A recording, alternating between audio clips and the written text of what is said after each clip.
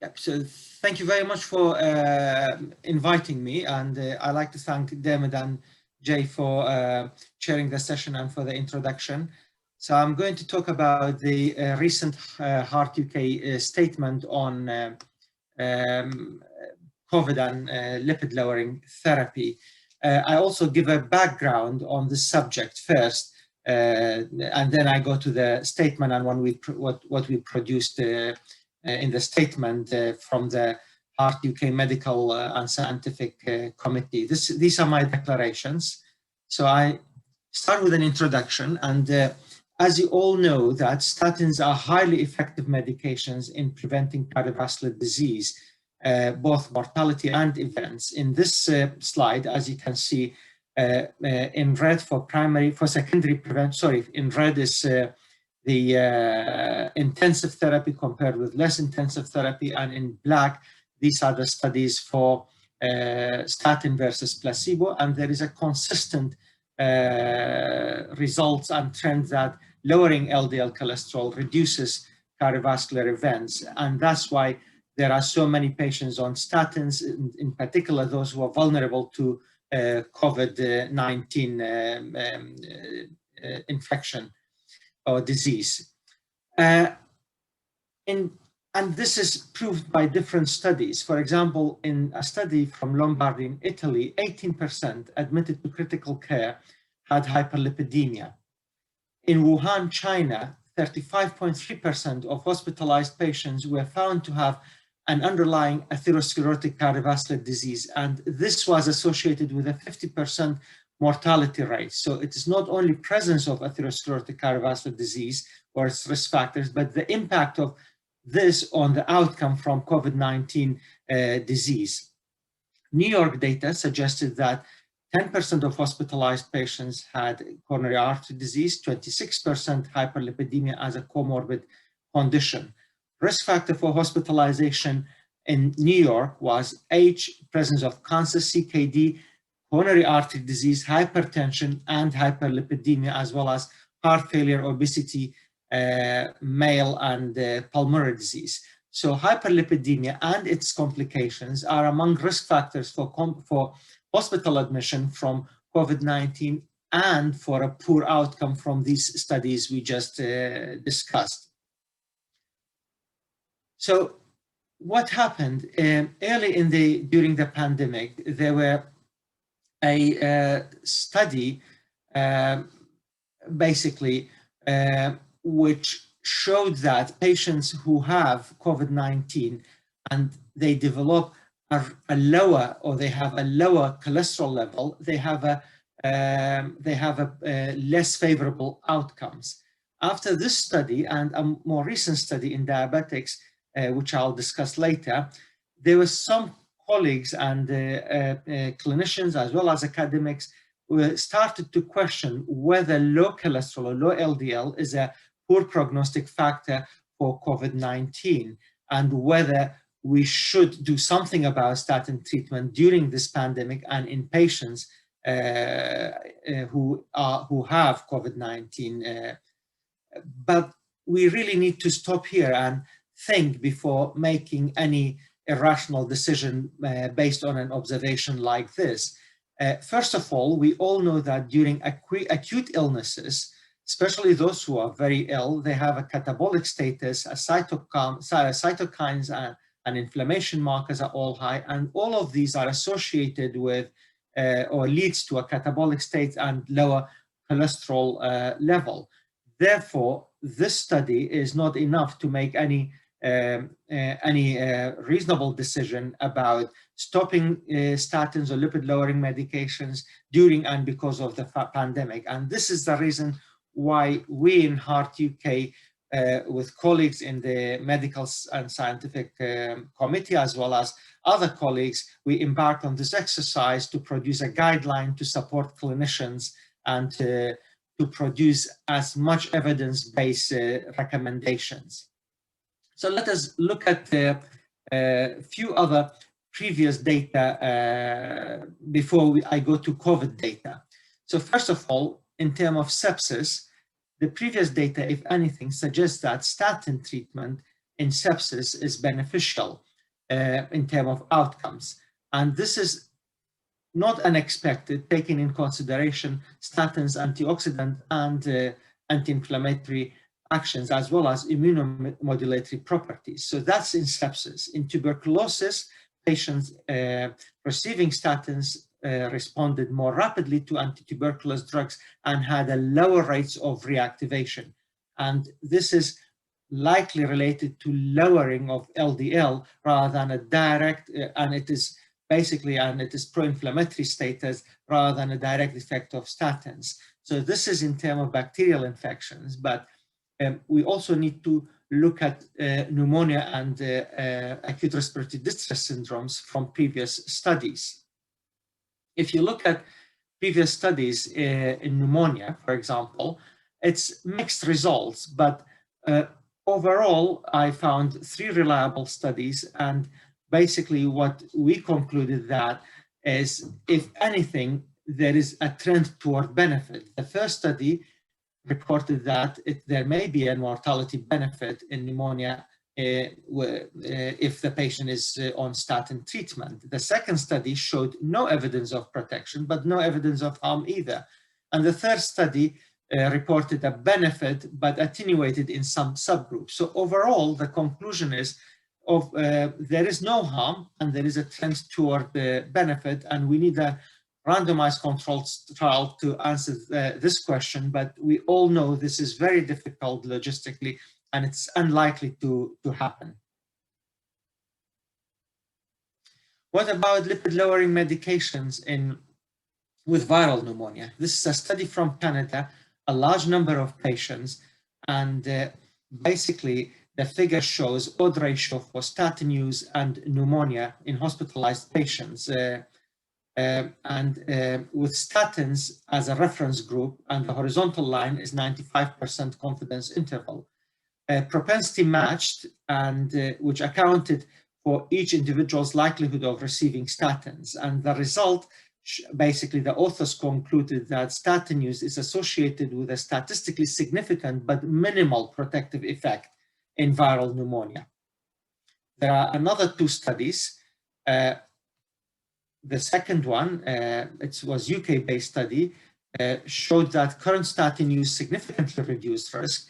And the third study showed that statin use within 24 hours of admission was associated with a lower rate of developing acute respiratory distress syndrome. So it's again the same picture as pneumonia. So there is no true randomized trial, no randomized control trials, but from observational trials, there is no evidence of harm, and if anything, there is good evidence from these trials. It is not it's not as good as we wish, but there is a reasonable evidence that statins in viral pneumonia likely to protect, and there is no harm from statin treatment. What about COVID-19? Sorry, before I go to that, there is a Cochrane-based review for lipid-lowering therapy and acute respiratory distress syndrome. This was in 2019, and basically bilateral diffuse alveolar damage with cellular exudates have been found in acute respiratory syndrome and also in COVID-19. And these changes may cause acute respiratory distress syndrome with a reported prevalence of 8.2. And that's why it is important to look at COVID-19 and statin use, as well as other cardioprotective medications. Before statin, there were some concerns raised about the ACE inhibitors. The claim was that ACE inhibitors may facilitate entry of the coronavirus to the cell, and that may increase the infection and complications. However, this was looked at by various professional bodies, and the advice from different hypertension and cardiology societies was that during COVID-19 and in patients with COVID-19, there is no need to stop their ACE inhibitors or angiotensin receptor blockers. So I'll skip that, and in the interest of time, I'll just go to this meta-analysis. This meta-analysis basically looked at 9 small studies in patients with COVID-19 and looked at statins, and the effect is really, if anything, is to favor statin, as you can see from here. But it is important to acknowledge that all of these studies were small studies, but the important thing for us from meta-analysis of these small studies, in total, just under 3,500 patients, the important take-home message is that there is no evidence of damage or of harm from statin use in COVID-19.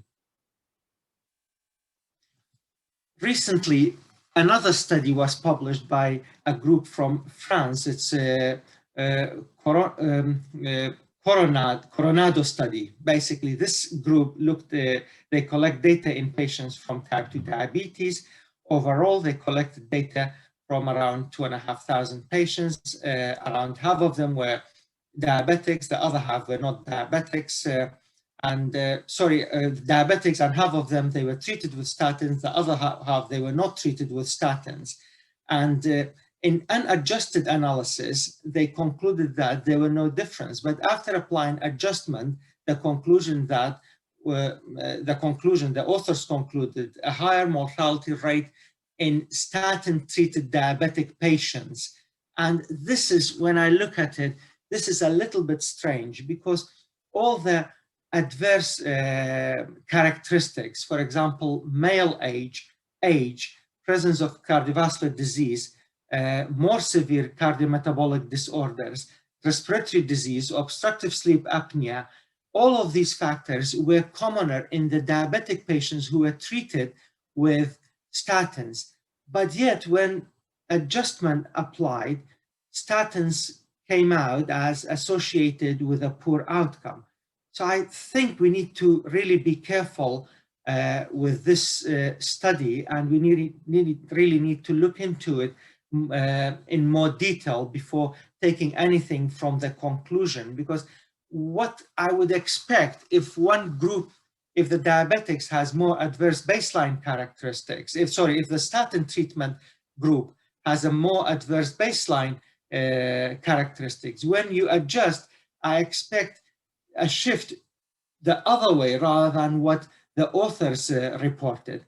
So I think my conclusion from this study would be that the comorbidities which require statin treatment carries an adverse prognostic outcome if the patient gets COVID, rather than statin as a risk factor for adverse outcome in COVID-19. The largest study so far published to compare statin to no statin treatment in patients admitted to hospitals was a study from China, from Zhang and colleagues. Just under 14,000 patients were enrolled in this study. 1,200 were on statin and 12,000 were not on statins. And again, if you look at the basic characteristics, the statin group had a much more adverse basic characteristics compared with the non-statin group. For example, hypertension, diabetes, coronary artery disease, cerebrovascular disease, chronic kidney disease. These are all commoner in the statin treated group compared with the non-statin treated group.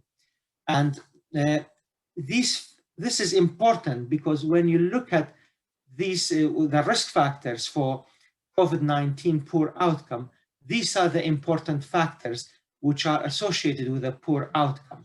This figure basically shows the risk of poor outcome or mortality from each of these. As you can see, obesity being worse, then lung disease, then age, then CVD, hypertension, here is diabetes. So the size of the COVID virus represents the extra risk these characteristics or factors poses. And we looked at this recently with a group from Manchester.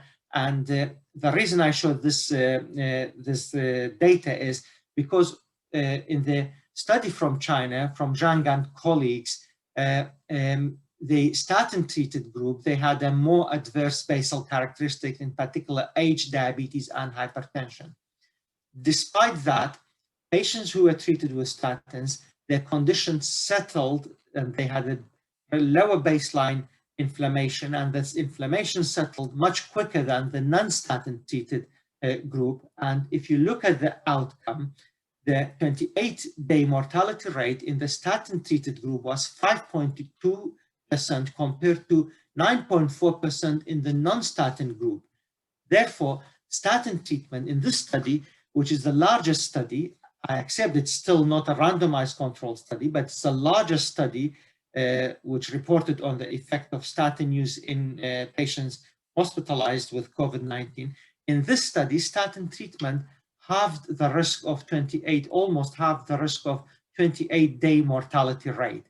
And that's really important. And I think if you add this study and the study from France to the meta-analysis, I believe that the meta-analysis, I looked at it quickly, but I haven't analyzed it or produced any slides. But if you put all of these studies, which I presented in the previous meta-analysis, the study from France and the latest study I presented from China, from Zhang and colleagues, I think the meta-analysis, if you do another meta-analysis, I think there will be a clear shift toward the benefit from statin use in patients infected with COVID-19. So what did we do in HEART UK?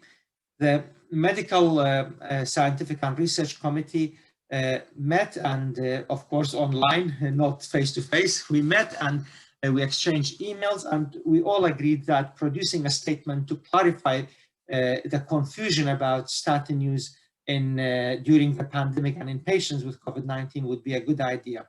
We searched the literature, we collected relevant data, and we also looked at other papers published in relation to this. Other colleagues published previously, Banach and colleagues, Viorio and colleagues, and Khira and colleagues, they published on this subject, but there were a bit of focus more on familial hypercholesterolemia from these publications rather than a general statin treatment during the pandemic.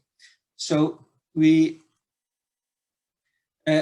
also rated each statement based on the strength of the recommendation and how evidence is the recommendation based. We produced some general advice, and these to help. These general advice are patients treated with hyperlipidemia should continue their advised diet, lifestyle measures, and should not interrupt their pharmacologic treatment because of COVID-19. So COVID-19 pandemic is not a reason to think about interrupting your treatment for hyperlipidemia. We also recommended that in rare and inherited disorders like homozygous FH, heterozygous FH, FCS, in these conditions, if there is any doubts from the clinicians, it would be advisable that these clinicians to contact an expert in the field. And if these patients infected with COVID admitted to hospital, the lipidologist or an expert in the field should be involved early during the treatment of these patients. We looked at when to consider stopping therapy. Basically, we recommended that if in a patient who have COVID, if we consider opposing therapy, that should be weighed, we should weigh benefits and risks. So we recommended looking at ALT or AST. If greater than 3 times upper limit of normal, we recommended that the treatment to be paused. We also produced recommendation in relation to creatine kinase, and if creatine kinase is increase 10-folds to levels around 2,000 international units per liter, or 5-folds with symptoms of muscle aches and pains, then it would be reasonable to think about pausing the treatment. What we also recommended, after the patient recovers, even if they have high ALT and or creatine kinase, after the patient recovers or when the patient improves, that while in hospital or soon after discharge, the patient should be reassessed for starting for restarting their lipid-lowering medications. And I have just seen a patient in one of our COVID wards with high ALT, 5 times upper limit of normal, was on simvastatin, and we stopped simvastatin because of that. And I arranged a clinic review in 2 weeks after discharge to reassess and to restart statin therapy. Also, we recommended that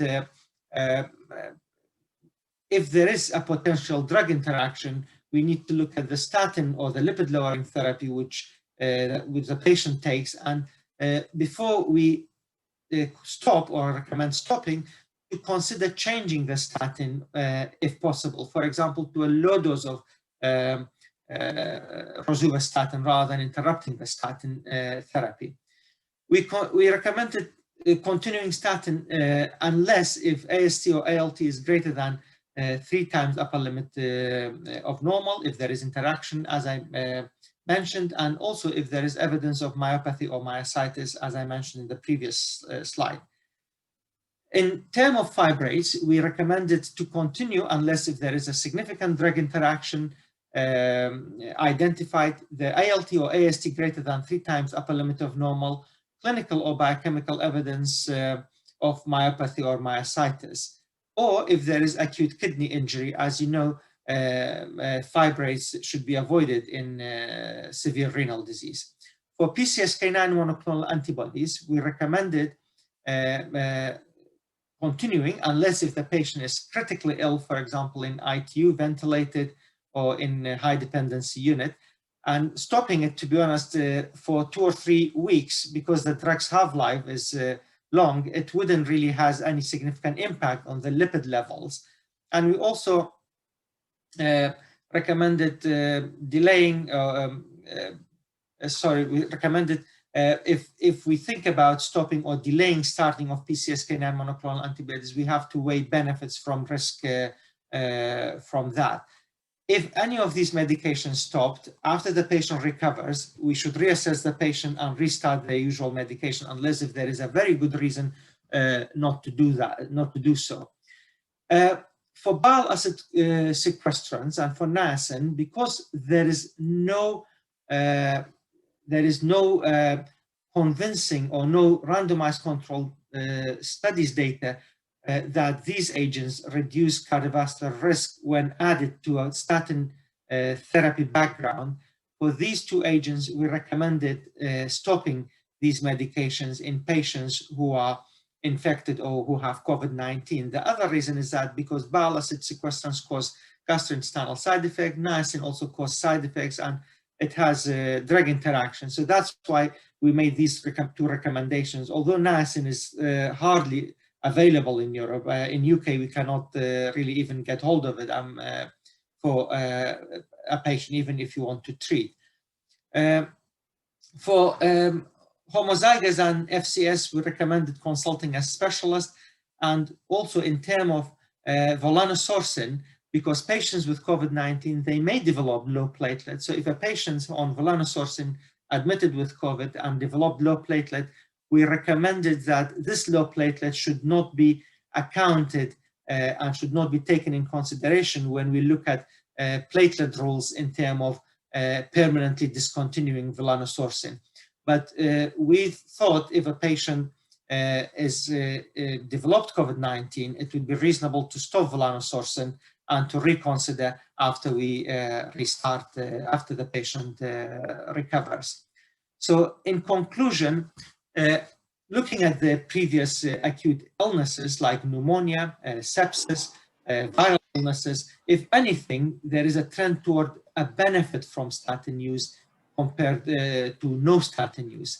So, and the 2 studies I mentioned earlier, the observational study from China where they reported low cholesterol level associated with poor outcome, and the other recent study in diabetics, I think we really need to assess these more thoroughly because, as I mentioned, there are areas which needs clarifying, and the low cholesterol in the Chinese study is likely because the patients were poor, and the diabetes study from France, I think we need to look into it in more depth.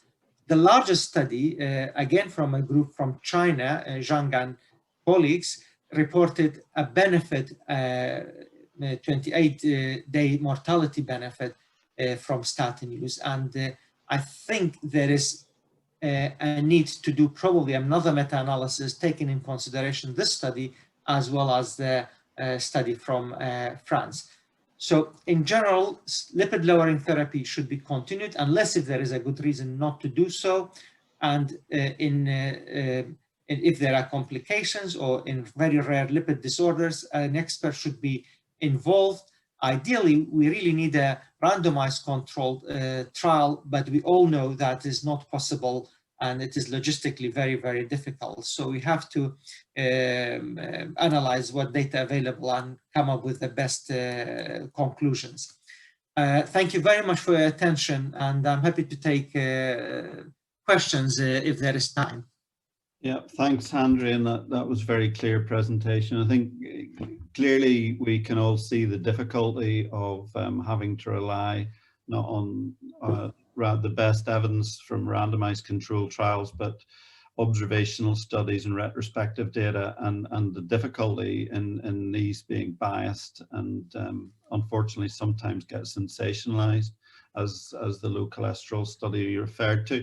Now, we have had some questions coming through on the Q&A.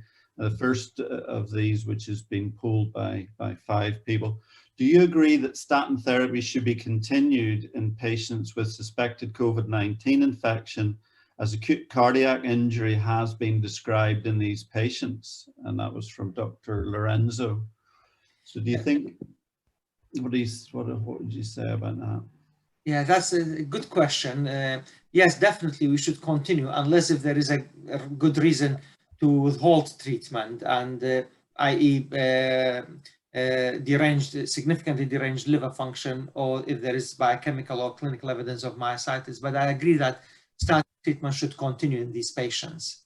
And from Mike France, is myopathy a problem in COVID-19, and is it increased by statins?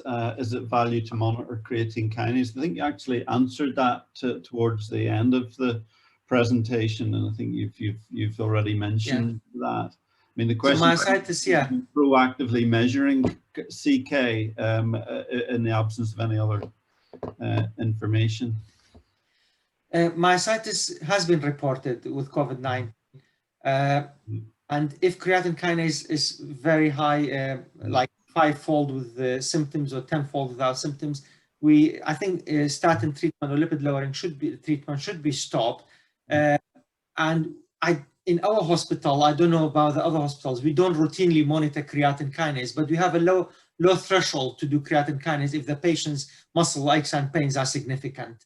Well, I think also in an ill patient, if there's evidence of renal impairment, it wouldn't be an unreasonable thing to do. Exactly. No doubt, people will be monitoring urine composition and things like that as well.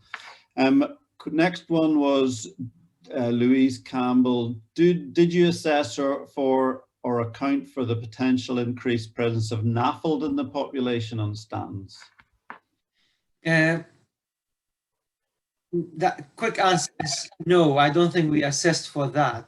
But what we know, statins are safe in stable liver disease, including NAFLD. And if anything, again, there are some evidence that it is beneficial in fatty liver or NAFLD. It provides the disease is stable. Yeah, I totally agree. I think yes, people with NAFLD do seem to be at increased cardiovascular risk and therefore more likely to be on statins. And again, the statin protection, I think that they would get would be valuable. In one study, sorry, Dermot, in one study in primary biliary cirrhosis, I think it was bezafibrate, recently, 1 or 2 years ago, was reported to associated with a significant benefit in these patients. Slightly different liver condition. But anyway, regarding remdesivir from Michael Costapanos, any evidence of drug-drug interaction of statins and fibrates with remdesivir? There is some level of interaction with remdesivir, and we outlined all of these in in a table, in the tables, our statement. And what we recommended is if there is a significant interaction, to consider changing the statin. For example, the interaction with low dose of rosuvastatin is less. So, with some, we recommended to consider changing rather than an automatic stopping if there is an interaction. Yeah. We got a question there about interactions with statins, and I think it is true that other drugs, particularly antibiotics and so on, could potentially interact with statins. And I think simvastatin, for instance, has got a lot more CYP3A4 interactions than any other of the statins currently available.